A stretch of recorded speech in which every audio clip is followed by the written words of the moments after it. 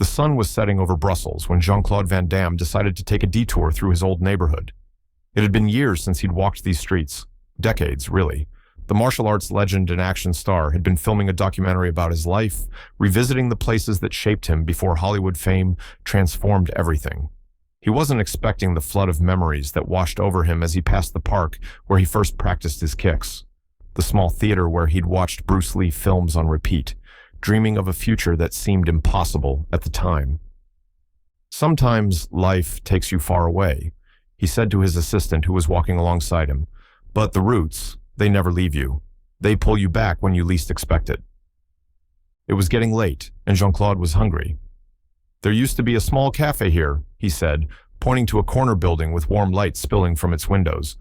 "My mother would take me there on special occasions. I wonder if it's still the same." The bell above the door jingled as he stepped inside.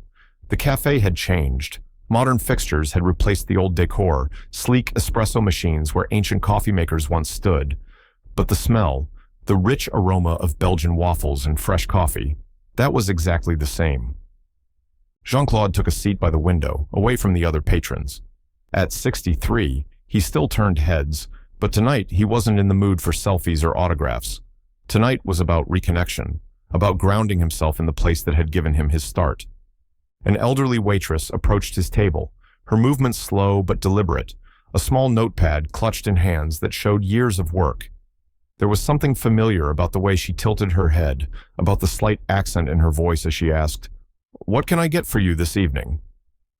Jean-Claude looked up, ready to order, when something in her eyes stopped him. Those eyes, he knew those eyes.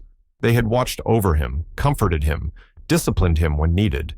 They belonged to a face that had aged considerably, but was still unmistakable. "Madame Thérèse?" he asked, his voice barely above a whisper. The woman squinted, confused at first, then a flash of recognition crossed her face. Her notepad slipped from her fingers and clattered to the floor. Jean-Claude? Little Jean-Claude Van Varenberg? She used his birth name, the name from before the fame, before Van Damme became a household name around the world. "It's me, Madame Thérèse. I can't believe it's you." The woman who had once cared for him as a child, who had bandaged his scraped knees and prepared his meals while his parents worked, was standing before him, not as a cherished memory, but in flesh and blood. Only now, she wasn't caring for a young, energetic boy with dreams of martial arts glory. She was working as a waitress at age 85, her back slightly bent from years of labor. "Look at you," she said, her voice trembling slightly. "The little boy who could never sit still. Now you're famous all over the world." Jean-Claude stood and embraced her, this woman who had been such an important part of his childhood. Customers in the cafe stared, some recognizing the action star, others simply wondering about this emotional reunion unfolding before them. "What are you doing here, Madame Thérèse?" "Working at your age?" She shrugged, a gesture so familiar it transported Jean-Claude back 40 years.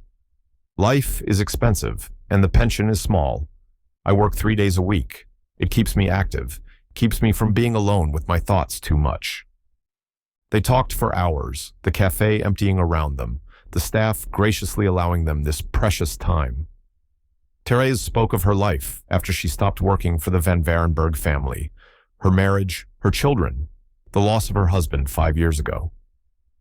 Jean-Claude shared stories of Hollywood, of the ups and downs of fame, of his own family. "Do you remember," Thérèse asked, her eyes twinkling with mischief, "how you used to practice your kicks in the kitchen? You nearly broke my favorite vase." Jean-Claude laughed. "And you made me stand in the corner for 10 minutes. You said discipline was as important as talent. You listened, I see." As the conversation flowed, Jean-Claude couldn't help but notice the way Thérèse occasionally rubbed her wrist, the way she winced slightly when reaching for the coffee pot. Years of physical labor had taken their toll. "Where are you living now, Madame Thérèse?" She told him about her small apartment across town, how the stairs were becoming difficult, how the winter chills seemed to seep into her bones more each year. But she spoke without complaint, with the same quiet dignity he remembered from his childhood. As the cafe prepared to close, Jean-Claude made a decision. The documentary he was filming was about his journey, about the people and places that made him who he was. And sitting across from him was one of the most important influences, a woman who had shown him kindness and discipline in equal measure, who had helped shape his character during those formative years. Madame Thérèse, would you be willing to appear in the documentary I'm filming? To talk about the little boy you once knew? She seemed surprised, her hand fluttering to her throat. Me? But I'm nobody important. You're important to me, Jean-Claude said, covering her weathered hand with his. You're part of my story. What Thérèse didn't know, what Jean-Claude didn't say as they exchanged phone numbers and made plans to meet again, was that the martial arts champion and action star was already forming a plan that would change her life just as surely as she had once helped shape his. As he walked back to his hotel that night, the Brussels streets quiet under a canopy of stars, Jean-Claude couldn't shake the image of Thérèse working at her age, climbing stairs to a lonely apartment, struggling with a meager pension. Success had given him many things: fame, fortune, opportunities beyond anything he could have imagined as a boy in Belgium. But it had also given him the power to make a difference, to give back to those who had given to him when he had nothing to offer in return. Tomorrow, he said to himself, everything changes for Madame Thérèse.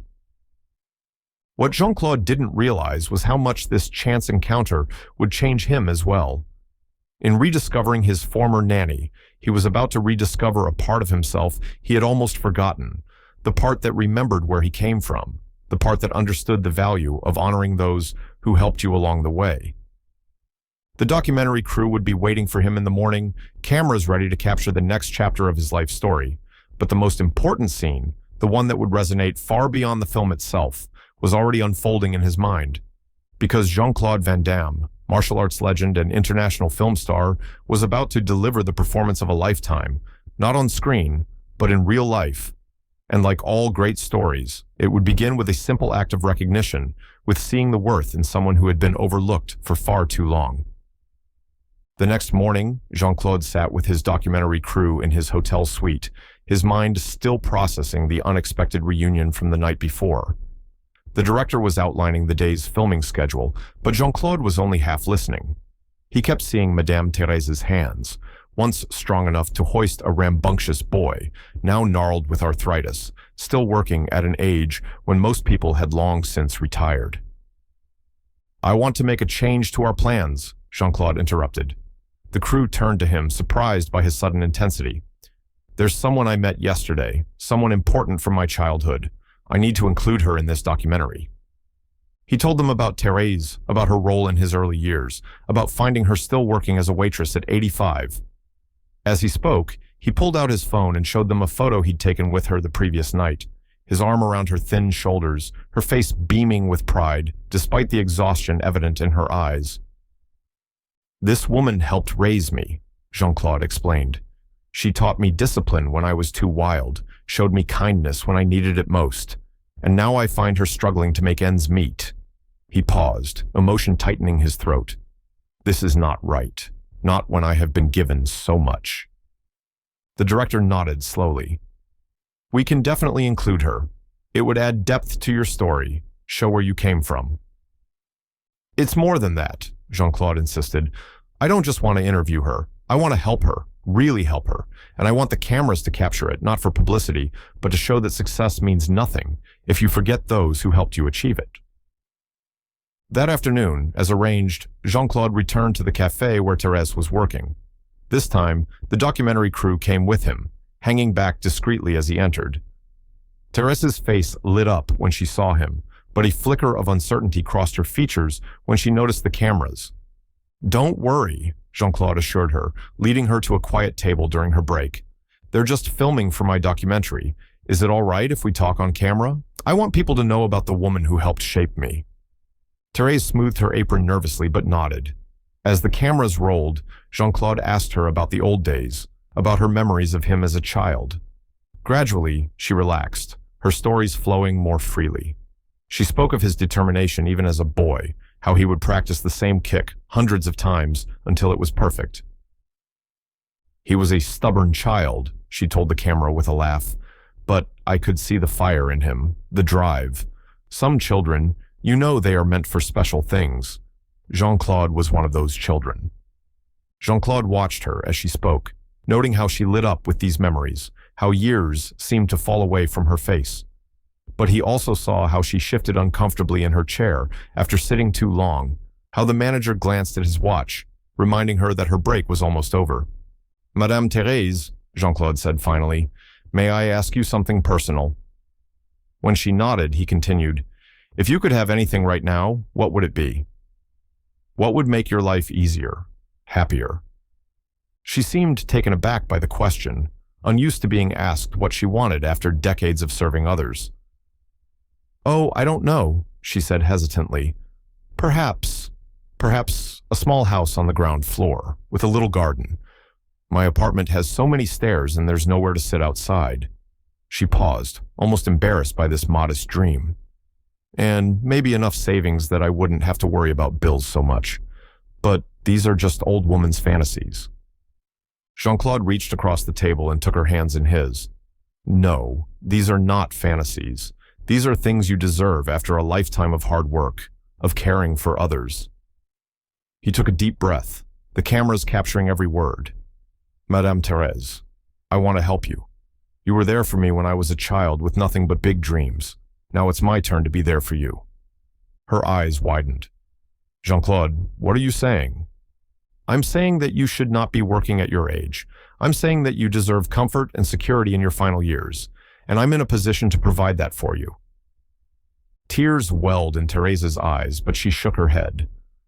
"I cannot accept charity, even from you. I have my pride." "This is not charity," Jean-Claude insisted. "This is gratitude. This is respect. This is balance." He smiled at the word, so central to his martial arts philosophy. "In life, we must maintain balance. When someone gives to us, we must give back. You gave me care and guidance when I needed it most. Now life has brought us full circle." The cafe had grown quiet, other patrons and staff watching this scene unfold. The cameras continued to roll as Jean-Claude explained his plan. He wanted to purchase a small house for Thérèse, set up a fund to ensure she never had to work or worry about money again, provide her with the health care she needed for her arthritis. "But why?" Thérèse asked, her voice barely above a whisper. "Why would you do this for me?" Jean-Claude's answer was simple but profound. "Because you matter. Because what you did matters. Because in a world that too often forgets its elders, that discards people when they're no longer considered useful, someone needs to remember, to honor, to give back." He didn't tell her the full extent of what he planned. He didn't mention the specialists he intended to bring in for her arthritis, or the renovations that would make a home perfectly suited to her needs. He didn't tell her about the trust fund that would ensure she lived in comfort for the rest of her days. Those revelations would come later. For now, it was enough to see hope dawning in the eyes of a woman who had given up hoping for herself long ago. As their conversation ended and Jean-Claude prepared to leave, he made one more request. "Will you meet me tomorrow?" "There's somewhere I'd like to take you." Thérèse agreed, unaware that the next day would bring a surprise, beyond anything she could imagine. Unaware that Jean-Claude Van Damme, the little boy she had once cared for, was about to change her life forever. And as the cameras captured her modest, tearful acceptance of his initial offer, they also captured something else, a transformation in Jean-Claude himself. Behind his designer sunglasses, there was a look of purpose, of reconnection with his roots, of a man who had found a way to use his success for something meaningful beyond the next film, the next paycheck, the next fleeting headline. This was about legacy, about remembering where you came from, about honoring those who believed in you before anyone else did, and it was only the beginning. The next morning dawned clear and bright over Brussels. Jean-Claude had been up since 5, making calls, finalizing arrangements, ensuring everything was perfect. His assistant had never seen him so focused outside of a film set, so determined to get every detail right. At precisely 10 o'clock, a sleek black car pulled up in front of the cafe where Thérèse worked. She was waiting outside, wearing her best dress, a simple blue number that had seen better days but had been carefully pressed for the occasion. She had no idea where Jean-Claude was taking her, only that he had asked her to take the day off work. For the first time in years, she had called in and requested personal time. Good morning, Madame Thérèse. Jean-Claude greeted her, stepping out of the car to embrace her. The documentary cameras were discreetly positioned, capturing this moment without intruding. You look beautiful today. Oh, stop with your Hollywood flattery, she said, but her pleased smile betrayed her. Where are we going? That is so mysterious. You'll see, Jean-Claude replied, helping her into the car. It's a surprise. As they drove through the city, Jean-Claude asked Thérèse about her life, filling in the decades they had spent apart. She told him about her late husband, Marcel, a kind man who had worked at the post office, about her 2 children who had moved to France for work and visited when they could, about the grandchildren she saw too rarely. She spoke without self-pity, but Jean-Claude could hear the loneliness beneath her matter-of-fact tone. And what about you? She asked. All those movies, all that fame, did it bring you happiness? It was a simple question, but it struck at something deep. Jean-Claude was silent for a moment, looking out at the city of his birth. Fame is complicated, he finally said. It opens doors, creates opportunities, but it also isolates. People see the image, not the person. He turned to her with a smile tinged with melancholy. That's why yesterday was so special. You knew me before all of that. You knew the real me. The car turned onto a quiet street lined with modest but well-kept houses, each with a small garden in front. It slowed and then stopped in front of a charming single-story home with a freshly painted blue door and window boxes filled with flowers. We're here, Jean-Claude announced. Thérèse looked confused. Whose house is this? Let's go inside and I'll explain everything. Jean-Claude helped her from the car and led her up the short path to the front door. He pulled a key from his pocket and handed it to her. You should do the honors, he said. Still bewildered, Thérèse took the key and unlocked the door. Inside, she found a home that seemed to have been designed with her in mind. The furniture was elegant but comfortable, the layout open and easy to navigate for someone with mobility issues. Large windows filled the space with light, overlooking a small but beautiful garden in the back. I don't understand, Thérèse said, turning to Jean-Claude. Why have you brought me here? The documentary cameras captured the moment as Jean-Claude placed his hands gently on her shoulders. Madame Thérèse, this house is for you. It's yours. Her hands flew to her mouth. What? No, that's impossible. It's very possible, he assured her. Everything has been arranged. The house is paid for, in your name. The garden, too. I remembered how you always kept herbs outside our kitchen window when I was a boy. Thérèse shook her head in disbelief, tears forming in her eyes. Jean-Claude, I can't accept this. It's too much. Please, he said, his own voice thick with emotion. Let me do this for you. You gave me so much when I had nothing to give in return. Now, life has blessed me with success beyond anything I could have imagined. What good is that success if I can't use it to help the people who matter? He led her through the house, showing her the features designed for her comfort, the walk-in shower with a bench and handrails, the kitchen with lowered counters to reduce strain on her back, the bedroom with a view of the garden she had always dreamed of. In the living room, a medium-sized wooden chest sat on the coffee table. Jean-Claude gestured for Thérèse to open it. Inside, she found documents. The deed to the house in her name, financial papers for a trust fund that would provide her with a comfortable monthly income for the rest of her life, health insurance that would cover the treatments she needed for her arthritis. I don't know what to say, Thérèse whispered, overwhelmed by this tremendous gift. You don't need to say anything, Jean-Claude replied. Just promise me you'll stop working at the cafe. Promise me you'll take care of yourself now. She nodded, tears flowing freely. I promise. But there was more. Jean-Claude led her to a room he hadn't shown her yet. When he opened the door, Thérèse gasped. Inside was a beautifully appointed guest room, but what caught her attention were the photographs on the walls, pictures of her family, her children, and grandchildren. I've arranged for them to visit next week, Jean-Claude explained.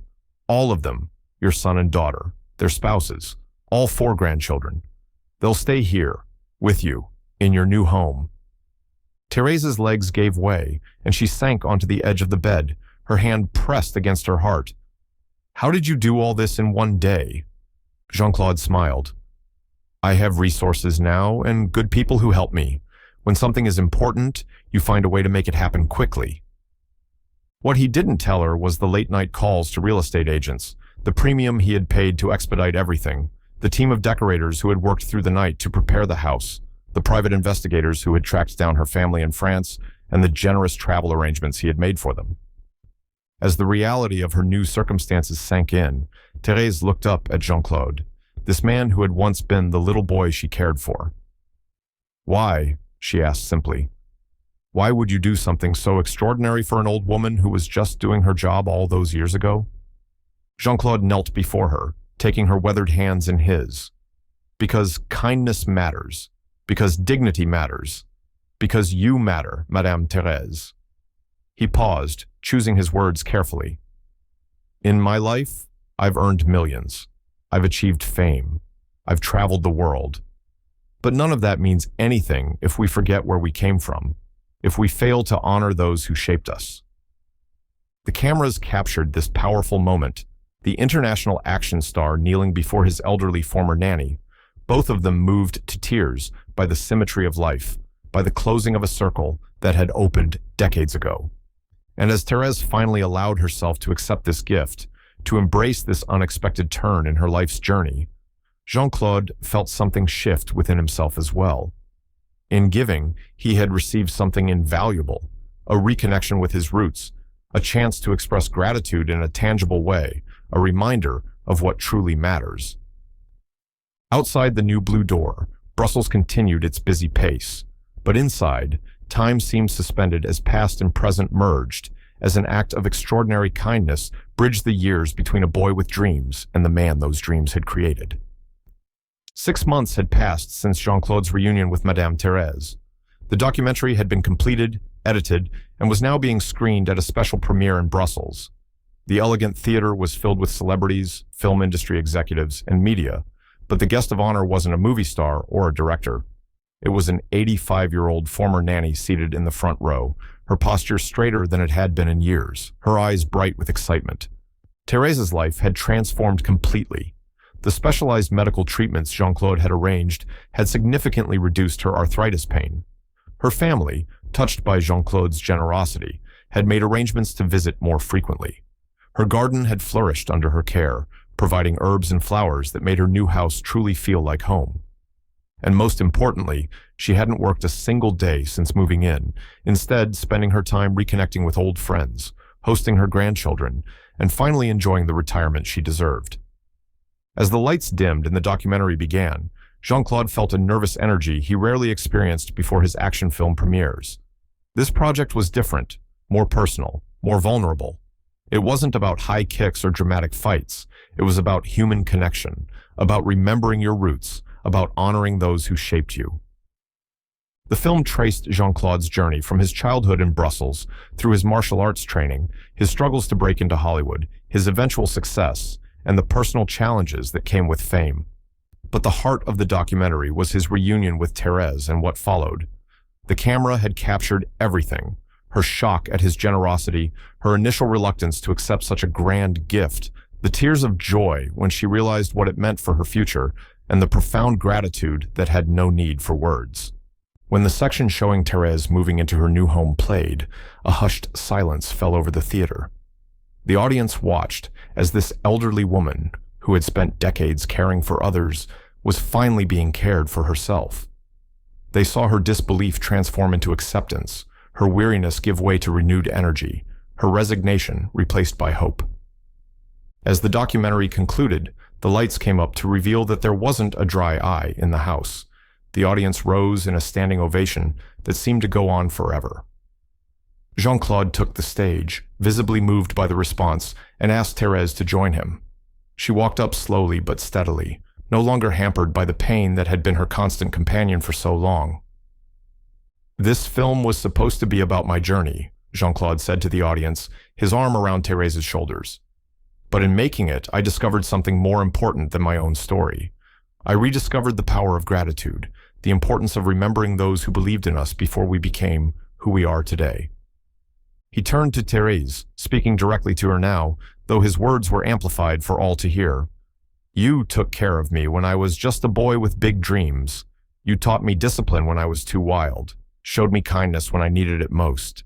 I can never fully repay what you gave me, but I hope that in some small way, I've been able to show you how much you matter." Thérèse, never one for public speaking, surprised everyone by taking the microphone.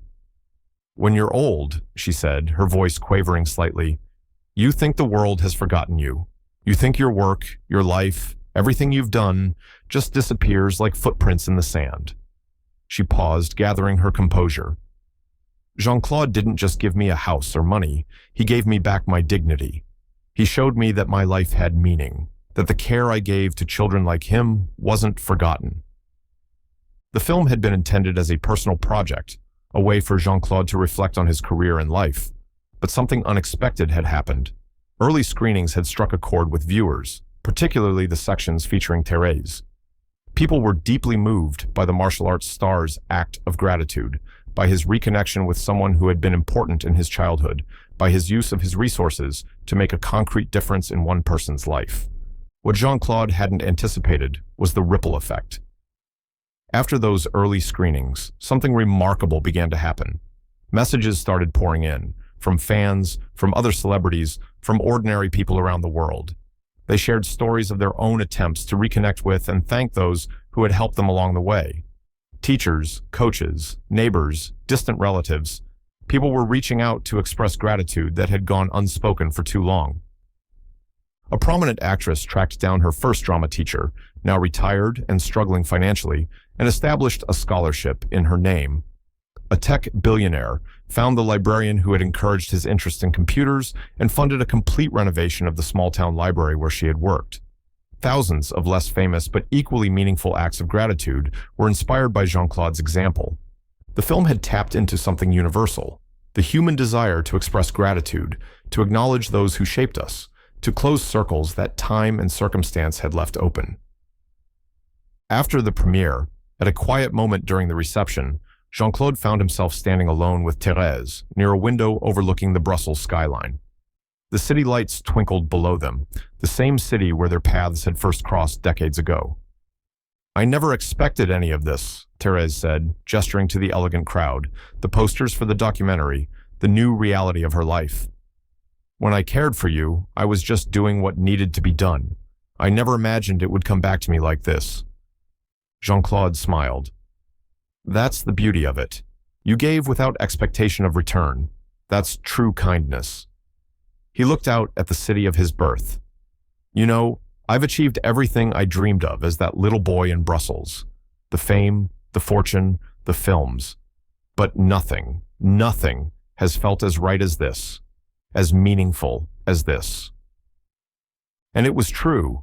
In all his years of success, Jean-Claude had never experienced the profound satisfaction that came from this act of giving back, of honoring his roots, of using his resources to transform the life of someone who had helped shape him. The documentary would go on to unexpected acclaim, touching hearts around the world. Jean-Claude would continue his film career with renewed purpose, and Thérèse would live out her final years in comfort and dignity, surrounded by family, free from financial worry, knowing that her life's work had mattered deeply. But perhaps the most significant outcome was one that couldn't be captured on film or measured in box office numbers. It was the countless quiet moments of recognition and gratitude that the story inspired, the long overdue thank yous finally expressed, the connections reestablished, the circles closed. Because in the end, that was the true power of Jean-Claude Van Damme's unbelievable act of kindness, not just what it meant for one former nanny, but what it awakened in the hearts of all who witnessed it.